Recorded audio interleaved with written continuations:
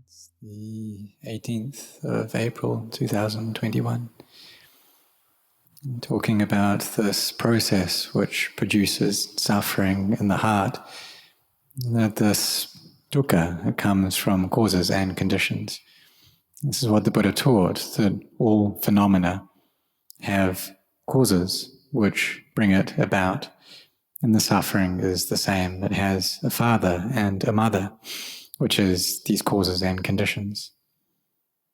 And these causes are avijja, or not knowing.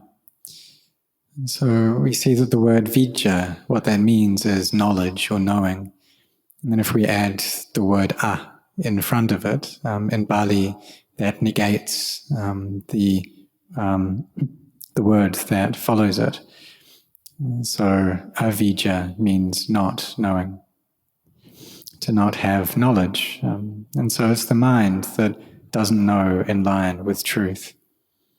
And this doesn't happen anywhere else. It doesn't happen in any other person. It happens right here within our own minds. And so this process, which brings about suffering, is something that the mind doesn't understand. There are sankharas, these conditioned phenomena, which then go on to vijnana, sense consciousness, and then physicality and mentality come up. And there's contact, the eye, the ear, the nose, the tongue, the body, and the heart. These are the internal sense organs, and these meet with external sense media, that of forms and sounds, and odors, taste, tactile sensations, and thoughts and emotions. And when these two contact each other, then there is feeling that arises. If they don't contact, then no feeling comes up. So Luang Pu Cha gave the teaching that it's like if we're sitting next to a lime, we don't experience any sourness, even though the lime is sour, and that's because there's no meeting of the external sense media and the internal sense organs. So there's no phassa that arrives. So there's no feeling of sourness that comes up. And if there is that feeling of sourness, it's because we take that lime and we touch it to the tongue. And so there's this feeling that arises. And the heart, the mind, it receives that impression of sourness. But if our nerves to the tongue aren't working, and then there won't be any feeling that comes up. So when there's the feeling of sourness that arises, there's vijnana, the sense consciousness which knows that, and the mind then receives that impression, and then it replies to it or responds to it with either liking or disliking. And so there's vedana, this feeling that comes up. But these things are separate. The sense consciousness, vijnana, and the mind, they're two different things. If there's no contact, or the tongue isn't working, it's not functioning properly, then it doesn't receive that sense impression, and so no vijnana arises. But the mind still knows that there is no feeling there, there's no contact, no sense impression there. So we see that this sense consciousness and the mind, they're two different things, they're not the same thing. And it's the same with sight as well, that if we see something, then vijnana arises there.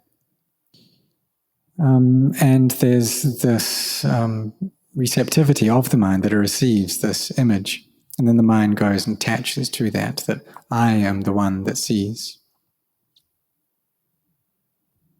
So we can see with people who have problems with their brains, there may be some dysfunction or disorder within the brain, or perhaps one part of the brain is just not functioning at all. And the mind can give orders to the brain, and telling the body to stand, for it to walk, for it to lie down, for it to sit, telling the body to say certain things or to eat. But because the brain isn't working, the body just doesn't respond, it doesn't function in this way. And perhaps the nerves, they're not functioning properly in the brain. And so the body doesn't respond appropriately. Or for some people, maybe half of their face can just go numb because of these problems in the brain. And even though there may be something kind of jabbing them, but the mind doesn't feel any pain at that point. But we take this, all of this still to be a self, that I'm the one who feels pain, or I'm the one that doesn't feel pain. So if we see something, then we attach to that I see. If we don't see something, then it's still me who doesn't see. So there's always this self there that's appearing. And this comes from this leads on to attachment. And so there's this ignorance, this craving, and this attachment, leading on to liking and disliking, and then becoming birth, arise. And this is what pushes up suffering. And then when suffering appears already, this then flows backwards. It becomes the causes and conditions for other things, the cause for birth to appear, and then that becomes the cause for becoming. And then this in turn becomes the cause for attachment, and then craving, and then it goes right back to the beginning, and then it flows back again. So it goes back and forth in this way, but it happens extremely quickly. And for those people who don't have much wisdom, they're not able to see every step as it's happening. And Luang Por Chah gave the comparison to, it's like someone who's falling out of a tree. And it's only when they hit the ground that they know what's going on. They know that they're fallen, and they know that it hurts. But they weren't able to count all the branches on the way down. But for people who have a lot of wisdom, whose samadhi is well established, then they are able to see all of these stages. And just like the Buddha, he had such great wisdom, so he was able to contemplate and see this, and see all of these steps and how they arise, how they have causes for their arising. And he taught this. He taught it to Venerable Asaji, and he attained to arahantship. And in turn, he took this teaching and taught it to Sariputta, who later became the Buddha's right-hand disciple. And as he listened to this teaching, he attained to Sotapanna. So we see there, right, that he had a lot of wisdom, so he was able to look into this. But for practitioners nowadays, are they able to see this? So where should we look then? Where should we focus? We should look right here at attachment, that whenever or whatever we attach to, suffering arises right there. The physical possessions that we own, we go and attach to those, and suffering then arises. And Luang Por Chah, he gave a teaching about this that makes it quite easy to understand. He said it was like there was a senior monk who went to China, and he was given a very old and expensive antique cup. And he looked after that cup very well. He took very good care of it because he was afraid that one day it would break.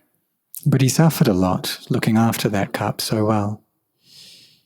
But when it did eventually break, then immediately he felt at ease. There wasn't any suffering anymore because the thing was already broken. He didn't need to be afraid that it would break. So we see that people now, they have this fear, they have this suffering, but it's over different issues. They're more afraid of sickness now. This COVID virus that's spreading around, people are very cautious and very afraid of this. But even though we're afraid of it, still we may get it, because we don't know what karma we have produced. So it's not the case that we're just not scared at all either, and we're just brave around these things in a heedless manner. We still do need to be cautious as well, to to be cautious through wisdom. But we see that we suffer because of our attachments. And isn't that the truth? Isn't that how things are? And so we train ourselves. And at this point where there's contact between the external sense media and the internal sense organs, then feeling arises. We need to have mindfulness right here, seeing any liking or disliking that comes up, training ourselves at this point. And we have mindfulness there, teaching the heart, telling ourselves these things are inconstant, they're not sure, don't go and attach to them. And we need to try to do this whenever this comes up. But it's often the case that we're not able to do it all the time. That our mindfulness isn't swift enough to know all these things as they're happening. And when there is this contact, then with a lack of mindfulness, we'll go and attach to it. If we see something, then perhaps we don't like that. Perhaps we've held on to that feeling for a very long time now, that we don't like this particular thing. So when we see it again, then instantly we give rise to aversion. And we see that, we can also see that it's also true for these things that arise within our hearts, these emotions and thoughts that come up within the heart. We can attach to those as well. And this shows that our mindfulness is weak. So we do need to be careful around these things. So say like if we see something and we don't like that, there's this feeling of aversion that comes up. We need to be cautious there, because it's also possible to give rise to aversion towards that aversion. To not want to be that way, to not want to be a person who is angry, to not want to have this feeling, to not want to suffer. We just want it to go away right now. We don't want to have it. But this isn't correct. We need to look and see it for what it is. We can ask ourselves, well, how long will the suffering be there? This internal pain, how many minutes will it stay for? Because the Buddha taught that these things, they're not sure, they're inconstant, they're not me. So we have a look at it and see just how long it does stay for. And eventually it must pass. So we ask ourselves, well, where has the suffering gone to? And what really was it while it was here? Because we take that suffering to be me, but now that that feeling is gone, then surely I have gone as well then. But there is still this feeling of me here, there's still this mind which receives sense impressions. And so what that shows us is that this feeling of sorrow, of sadness, it's just a feeling, it's just a natural phenomena that has arisen, did stay for a bit, and has ceased. And the same is true for happy feelings as well. Even if we're overly delighted by something, we're really filled up with joy, we ask ourselves, well, how long will that stay for? Does it stay for long? And in no long time, it disappears. So the feelings of happiness, they're like this. The feelings of sadness are like this as well. But it's often the case that when we have these happy feelings, then we get lost in them, and we don't see the suffering there within them. We don't see how they're stressful. But say when someone comes and abuses us, they shout at us, they scold us, they say nasty things about us, and we don't like that, then suffering arises instantly. So we should look there at that sense of self that comes up, the me and the mind that arises, and contemplate right there. If we're someone who's skilled at separating out the elements, then we should do that. And ask ourselves, well, what is it that they are shouting at? We separate these things out, just like how we can separate the parts of a car and see that really there's no car there at all, or the parts of a house. So we come back and separate out these bodies as well and see that they're not self. We take apart the earth, the water, the fire, and the air and see that really there's nothing there within it. And in doing that, we see how this body is something that arises, stays for a bit, and ceases. But really there isn't any one there at all. There's no person who talks, no person who scolds or abuses. And feelings of liking and disliking, there's no person there who feels them. So if we have wisdom that comes up in time, that's swift enough, then it will be able to know this, to see how these things are anatta. But if we go and attach to them, then there's liking and disliking that comes up, but this too ceases. So when we have wisdom, then there won't be any problems around these things. We'll feel at ease. But when there's a lack of wisdom, there's a lack of samadhi, then when we meet with sense impressions, we'll go on and attach to them instantly. And there's suffering. So we contemplate right here at this suffering. And if we're not able to contemplate, then we just endure there. So we should look and see how much energy our hearts have. If we can't contemplate, then we just bear with it. If we're able to contemplate, then we bring up mindfulness here. And that shows that our samadhi is quite good already, that we're able to contemplate. And so we shouldn't get stirred up by these things. We should just practice in this way.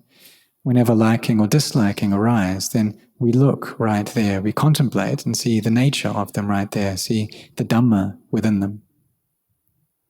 So we just practice in this way, we do things like this, and we don't doubt about this path of practice because this is the shortcut way, this is the fastest route right here.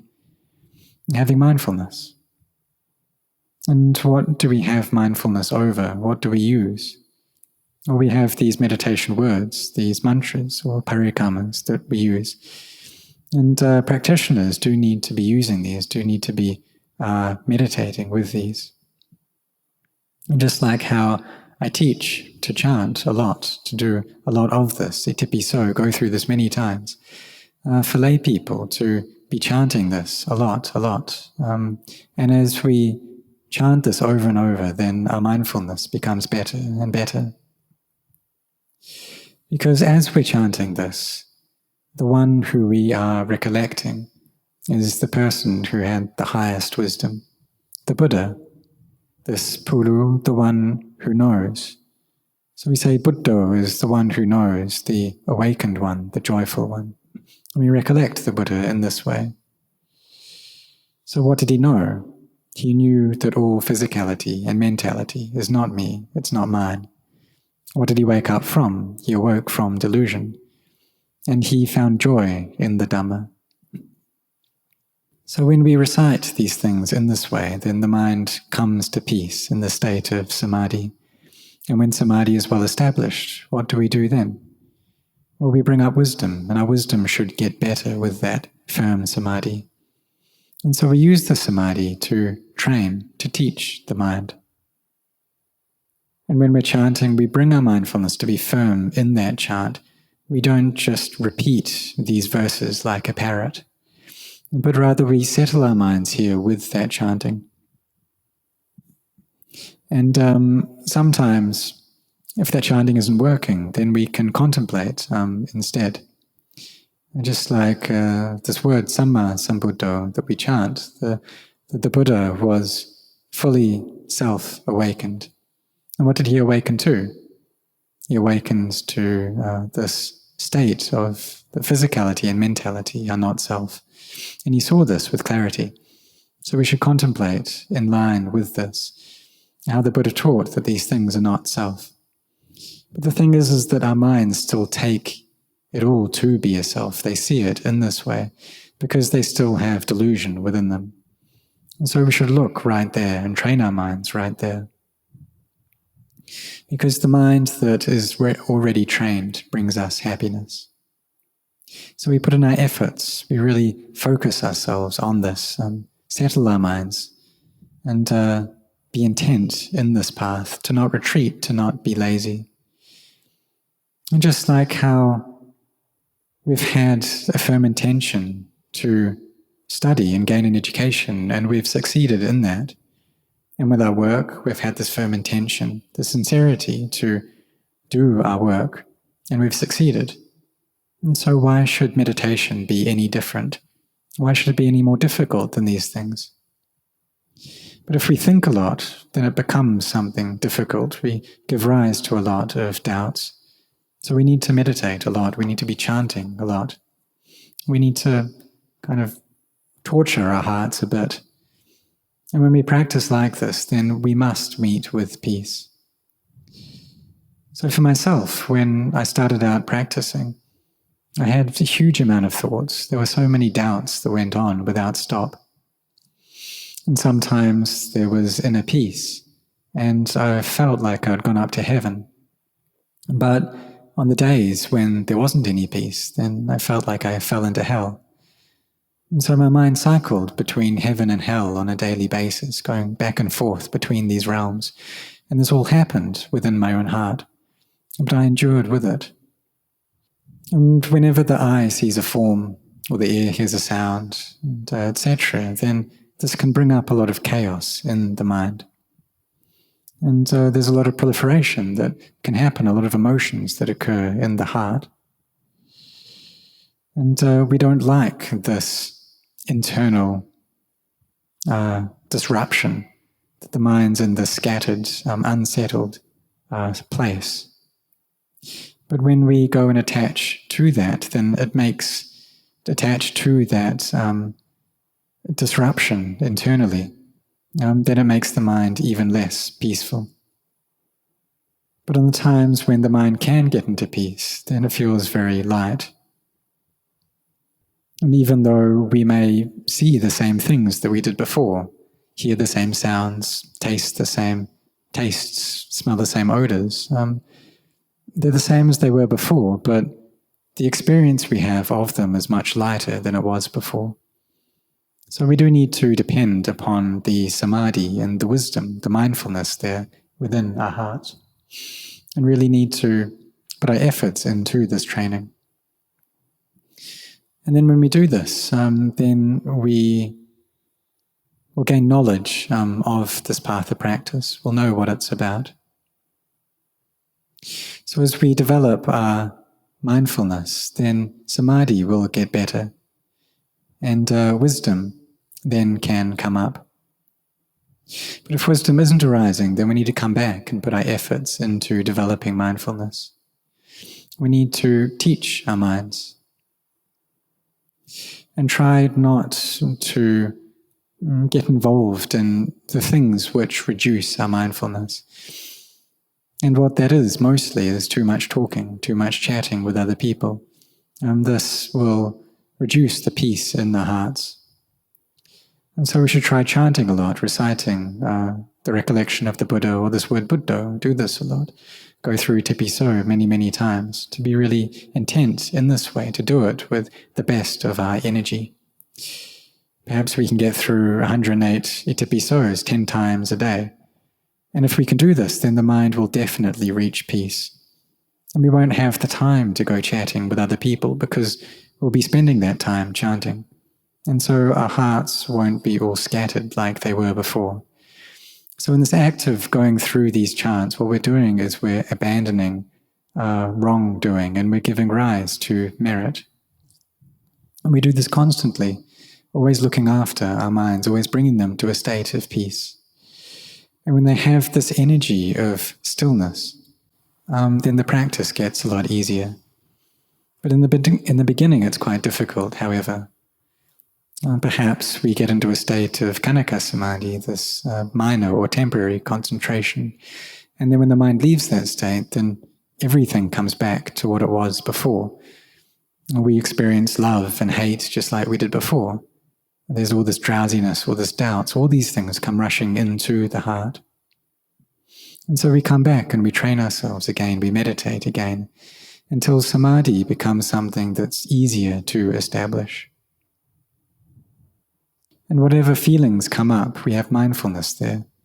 If the mind's liking something or disliking something, then we know what's happening. We have our awareness there. And if we can just teach our minds and tell them that these things, they're not sure, they're inconstant, and our minds accept that, then that's enough. But if they don't accept that, then we need to explain in greater detail. we need to ask, well, what is it that we do like? And say we like this body, then what is it about these bodies that we like? And we take them to be beautiful. Well, how are they beautiful? What's really beautiful there? What's inside these bodies? And what do they depend upon? Well, these bodies exist due to breath. And if there's no breath, then the body goes cold. And we won't want to get near it. We won't want to touch it.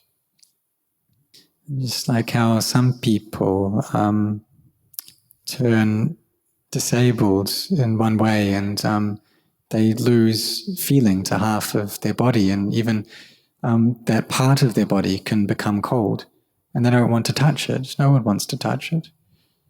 And that's what people who are dead are like, that their body is just cool. And people are afraid of that. No one wants to go near it. They're afraid of death in this way. But it's just natural for dead people to be like that, for their corpses to be cold. So therefore we do need to train and to contemplate, to see that there is no beauty within these things, and this will relieve the heart's lust.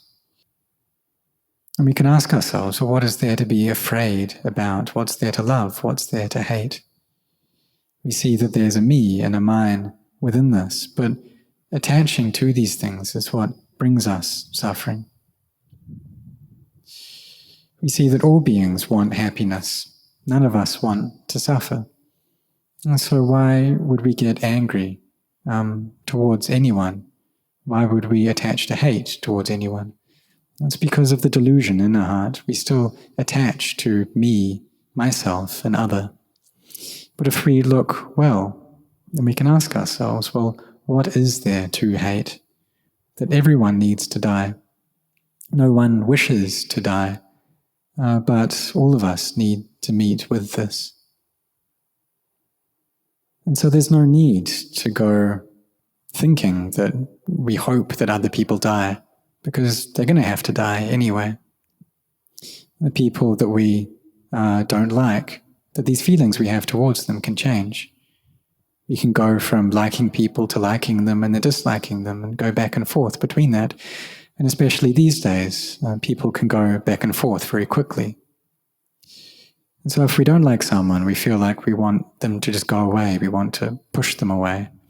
But what we should do instead is try to push away our defilements. And that these feelings are coming up is because our mindfulness is weak. And when mindfulness is weak, then all of these sense impressions will enter into our hearts, and that's just normal. But if we have energy, then we'll be able to contemplate. If there's no energy, then we just need to endure. There's a sense of self that comes up, but we shouldn't worry about that. Don't make a problem out of that. And just carry on meditating. And as we carry on with this path, then the suffering that we experience will be reduced. The doubts that we have will be reduced. So we just look here at our minds. And if we have good samadhi, then we're able to do that well. We go through this chant every tipi so, and do this many, many times, or chant Buddho, Dhammo, Sangho. And through this, then the mind will become less scattered, and samadhi will be able to arise, because we're just bringing the mind to one single object of this chant. And it's not with other objects, it's not with its loves or its hates. And if the mind does give rise to feelings like this, then we contemplate and see how there's no me, there's no other there. And we gain knowledge in this way, little by little. It progresses gradually until our samadhi becomes better. And the Kanika samadhi, this momentary samadhi, it develops into neighborhood, upajara samadhi. And things become lighter here, they become easier. As we leave the state of samadhi, these emotions and sense objects arise again, but we're able to fight with them, we're able to put up a fight. We still have feelings of love and hate, but we're able to steadily see into them, gain clarity around these things. And this shows the wisdom has come up. And so we should practice in this way, try and train ourselves like this. And we all have faith, so we should put that faith into practice to see the danger in the cycle of samsara. And the happiness and suffering in our heart, this is the cycle of samsara. So there's these actions that we produce by body, speech, and mind, which we call karma. And these produce fruits. They have vipaka karma, their results. And then this pushes us into creating more kilesas, which push us into creating more karma. So it has the cycle in this way. But when we have mindfulness, we're able to fight against these kilesas. And so there is this cycle there, the cycle of ignorance, craving, and clinging. Or we could say of kamma, vipaka kamma, and kilesa. But the sotapannas, they're able to cut this cycle shorter. They keep the 5 precepts with purity, and they have the wisdom to see into these things to one degree. And so it's no long time before they're able to overcome these things. But there still is the mind still believes to some degree in me and mine. But when wisdom comes up, then we're able to cut away at these things. We're able to see with clarity. But this doesn't happen all at once. It happens little by little. And we need to build up our barami while we're practicing. So we have faith, we have effort, and we use these in the practice, developing the practice. And our energy in our hearts gradually increases.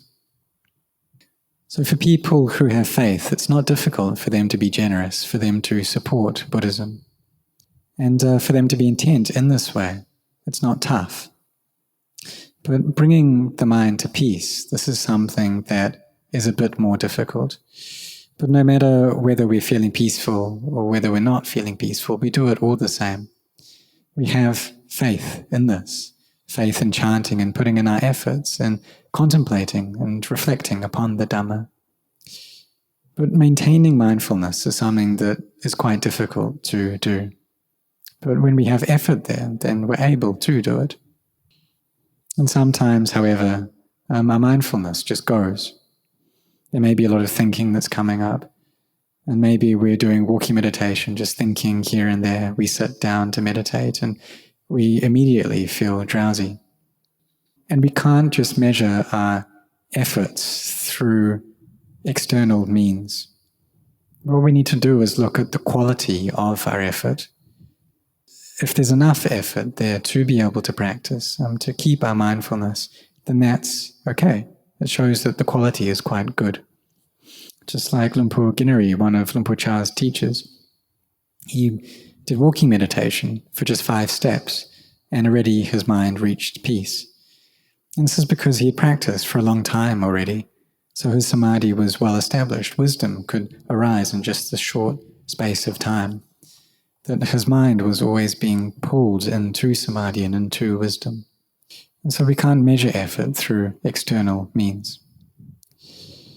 But there are also things which obstruct our effort. They form a barrier to effort. And this is a lot of chatting and sending our mind outwards a lot. So we see in the world these days that there are so many things to send our minds out to. There's all this news that we can experience, we can know about the entire world. And it's like we're lifting and holding up the weight of the entire world. And this creates a lot of internal disturbance, and it also wastes our time. And so for people who are already quite old, they've managed to put aside their work, maybe given it to their children, and they've put aside external issues, then they should use this time well. And what they're doing is they're using time. The time isn't using them. But for the people who just get concerned with external matters, who are quite foolish people, then time consumes them. But for those with wisdom, however, those who have barami, then they consume time, they use time instead. So we need to set our intentions well, to put in our efforts on this practice. And our minds do become better through it. Our samadhi becomes more firmly established. And we see that this is right here within this noble eightfold path.